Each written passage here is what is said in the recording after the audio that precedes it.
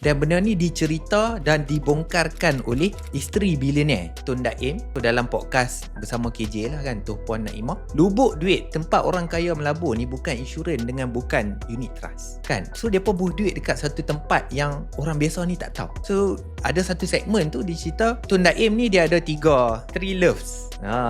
Tiga buah hati lah kan. Satu adalah hartanah, yang kedua adalah banking, finance, yang ketiga adalah pasaran saham kan. Dia kata 3 tempat ni dia buat duit gila-gila. Depa kira pi duit pok dia ada berapa dulu, 90-an 80-an dah ada hampir 1 bilion, 900 juta something like that lah. Tak terkira duit kan, sebab duit depa bukan ada dalam bentuk duit, duduk dalam bentuk saham. Ni kalau dia tak buat apa pun, dia parking duit bukan dekat ASB, bukan dalam bank. Dia kata beli index fund. Beli benda ni, letak duit saja, tak payah buat apa. Sepatutnya duit tu dah jadi 40 bilion. Tun Daim kata, kalau saya buat benda ni, hidup saya jadi boring. Tiap-tiap bulan tengok statement duit masuk. Tak ada fun lah. Sebab duit tu masuk terlalu mudah. Kita had duit tak banyak ni boleh tak buat? Yes, boleh buat. Berapa banyak? RM20 sebulan. Dah boleh beli benda yang sama, dipanggil ETF, Exchange Traded Fund atau dana indeks lah. Dan dana indeks ni dia macam bakul. Ada 10 saham berbeza. Dalam tempoh 5 tahun yang lepas ni, COVID semua termasuk, setahun naik 17%. Depa orang kaya ni dah tahu.